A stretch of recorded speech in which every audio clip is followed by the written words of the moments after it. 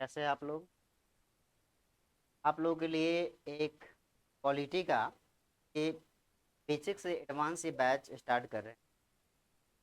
आपको भारतीय संविधान का परिचय से लेकर और हम लोग एडवांस लेवल तक इसमें पढ़ने जा रहे हैं। इसमें कुल 23 टॉपिक आप लोग अगर पढ़ लेते हैं तो कोई भी वनडे एग्जाम हो तो एक भी प्रश्न आप छूटेगा नहीं। इस क्रम में जो हमने टॉपिक बनाया है 23 कुछ इस प्रकार से होगा। जैसे सबसे पहला जो हम लोग टॉपिक पढ़ेंगे, राज्य व्यवस्था। अब इस राज्य व्यवस्था के अंतर्गत आपको कई बार आप प्रश्न देखते होंगे, कंसेप्चुअल प्रश्न आता है जिसको ये प्रश्न अगर आती है तो गलती होने की संभावना आपसे बहुत ज़्यादा होती है, या फिर उस प्रश्न को आप हल नहीं करते हैं। वैसी कंडीशन में हम यहाँ पर ये समझेंगे कि राज्य व्यवस्था में आखिर कौन कौन से सवाल है तो आपके एग्जाम में आ सकती है। जैसे हम लोग पढ़ेंगे राज्य क्या है, राज्य होने की क्या क्या शर्तें हैं। इसमें आपको जब डिटेल से बताएंगे तो बताएंगे कि राज्य होने की कुछ 4 शर्तें हैं। जैसे जनसंख्या होना चाहिए, संप्रभुता होना चाहिए, एक सरकार होना चाहिए और उसका एक भौगोलिक क्षेत्रफल होना चाहिए। कुल 4 तत्व हैं, वो बहुत डिटेल से हम लोग पढ़ेंगे। फिर नेक्स्ट टॉपिक जो पढ़ेंगे, भारतीय संविधान की विकास यात्रा। यानी 15 अगस्त 1947 से में जब हमारा भारत देश आज़ाद हुआ, से पहले भारत में जो कानूनें चलती आ रही थी अंग्रेजों के द्वारा, वो कौन कौन से कानून था जो हमारा भारत का संविधान के निर्माण करने के दौरान वो महत्वपूर्ण भूमिका निभाया, इसको भी हम लोग देखेंगे। तीसरा टॉपिक पढ़ेंगे कि भारतीय संविधान का निर्माण एवं इसकी प्रमुख विशेषताएं। भारतीय संविधान का निर्माण हुई किस प्रकार से हुआ, कितने लोग शामिल थे, क्या क्या समस्याएं आए और इसकी विशेषता क्या है, सारे टॉपिक्स को यहाँ हम लोग पढ़ेंगे। चौथा टॉपिक जब हम लोग पढ़ेंगे, भारतीय संविधान की प्रस्तावना। अक्सर आप देखते होंगे प्रस्तावना से कई सारे सवाल आपके एग्जाम में देखने को मिलता होगा और बहुत इजी टॉपिक है। और यह जो टॉपिक है भारतीय संविधान की प्रस्तावना, यह भारतीय संविधान का, इसे हम दर्शन के नाम से भी जानते हैं। अगर आप प्रस्तावना को पढ़ लेते हैं तो भारतीय संविधान किस प्रकार का है बहुत हद तक इसको समझ जाएंगे। जैसे आप प्रस्तावना को पढ़ते होंगे तो पहला लाइन वहां शुरुआत होती है, we the people of India, यानी हम भारत के लोग। और यहाँ से जब आप पढ़ते हैं तो आप कई सारे प्रश्न, जैसे अगर एक प्रश्न ये पूछेगा कि भाई बताइए भारतीय संविधान की शक्ति का स्रोत कौन है, या भारतीय संविधान को इतनी शक्ति जो मिली हुई है वो कहाँ से प्राप्त होती है, तो आपका जवाब होगा कि हम भारत के लोग। जैसे पहला लाइन ही है, यानी भारत के लोग जो हैं संविधान के शक्ति का स्रोत है। तो पूरी डिटेल से यहाँ पढ़ेंगे। अगला जो टॉपिक हम लोग पढ़ेंगे, भारत संघ एवं उसका राज्य क्षेत्र। अब यहाँ से कई बार ऐसे कुछ प्रश्न आते हैं जहाँ से गलती होने की संभावना आपको बहुत ज़्यादा होती है।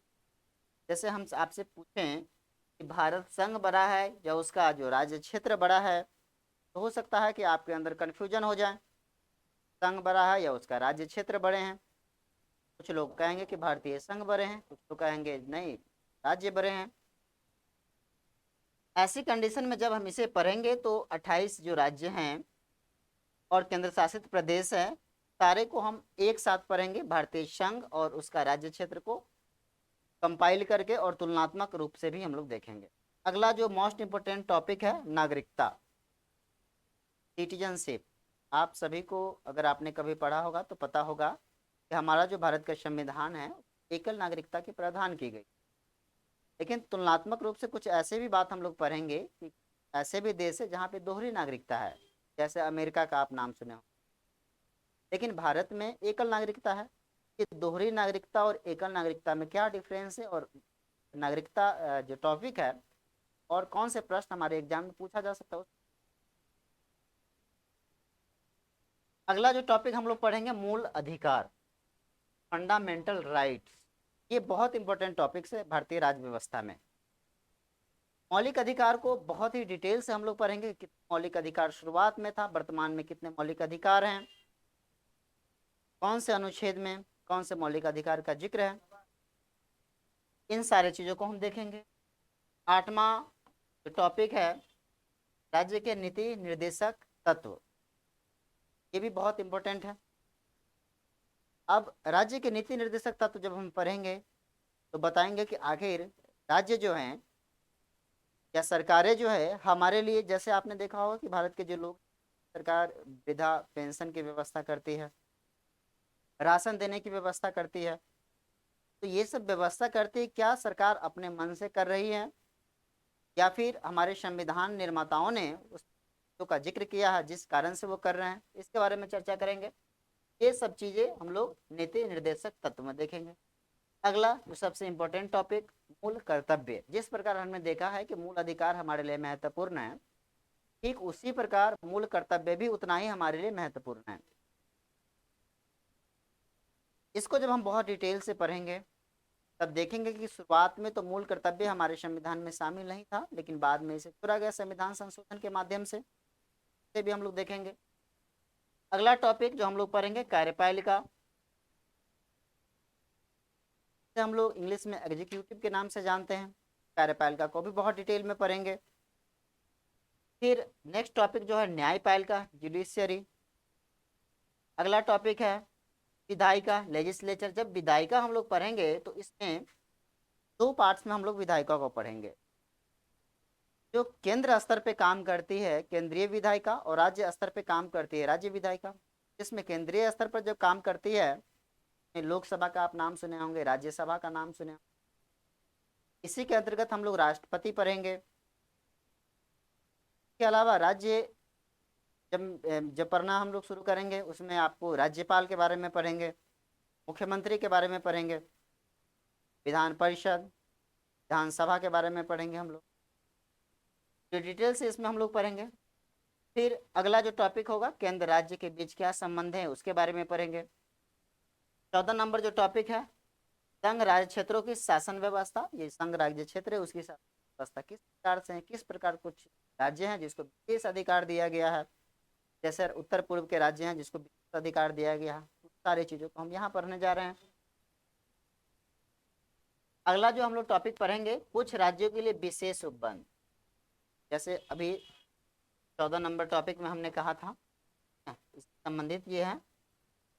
तो यहाँ पे हम लोग क्या क्या विशेष व्यवस्थाएं की गई है कुछ राज्यों के लिए, यहाँ पढ़ लेंगे हम लोग। इसके बाद 16 नंबर टॉपिक जो है भाषा संबंधी उपबंध। आपको पता होगा भारतीय संविधान में भारत में बहुत सारी भाषाएं बोली जाती है। सारे भाषाओं को हम लोग 8वीं अनुसूची में नहीं रखे हैं, यानी मान्यता प्राप्त भाषाएं नहीं है। तो कितनी मान्यता प्राप्त भाषाएं हैं, उन सारे चीज़ों को हम लोग यहाँ करेंगे। अगला टॉपिक है आपात उपबंध, यानी इमरजेंसी के बारे में पढ़ना है। नेक्स्ट है अनुसूचित एवं जनजातीय क्षेत्र के बारे में पढ़ना है। अगला टॉपिक जो बहुत ही इंपॉर्टेंट है, ये भी स्थानीय स्वशासन, लोकल गवर्नमेंट जो है, पंचायती राज इत्यादि के बारे में पढ़ेंगे। नगर पालिका के बारे में पढ़ेंगे, उनके प्रशासन के बारे में पढ़ेंगे, बहुत डिटेल से यहाँ हम बात करेंगे। फिर यहाँ अगला जो टॉपिक है आयोग के बारे में, बहुत सारे आयोग आप इसमें पढ़ेंगे, जिसमें संघ लोक सेवा आयोग हो गया, राज्य लोक सेवा आयोग हो गया, महिला आयोग हो गया। इसके अलावा बहुत सारे आयोग हैं जो हमारे भारत में है, इसके बारे में हम लोग पढ़ेंगे। नेक्स्ट जो टॉपिक है निर्वाचन आयोग, ये तो बहुत इंपॉर्टेंट टॉपिक है और डिटेल से निर्वाचन आयोग को भी हम लोग देखेंगे। अगला टॉपिक है संविधान संशोधन। संविधान बाकी जो टॉपिक है पढ़ने के दौरान ही हम लोग संविधान संशोधन पढ़ेंगे, लेकिन इसके बाद हम लोग अलग से एक बार संविधान संशोधन को देखेंगे। नेक्स्ट टॉपिक है सामान्य पहलू।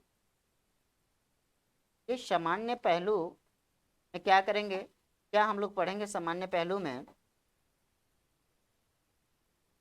आप जानते होंगे कि जैसे राष्ट्रगान हो गया, राष्ट्रगीत हो गया,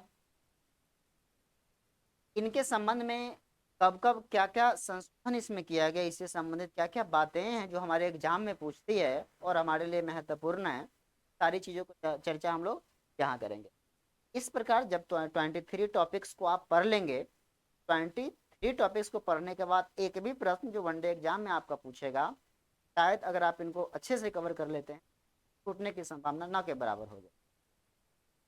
अगले दिनों से हम लोग, जैसा कि पहला टॉपिक हमने बताया था, भारतीय संविधान और राज्य व्यवस्था को हम लोग पढ़ेंगे, पूरी डिटेल से पढ़ेंगे कि भारतीय संविधान कहते हैं, क्या है संविधान। आज हम लोग यहीं पे इसको समाप्त करते हैं। कल से हम लोग पहला टॉपिक जो है राज्य व्यवस्था उसको देखेंगे और पूरी डिटेल से आपके साथ जुड़कर इसको खत्म करेंगे। Thank you.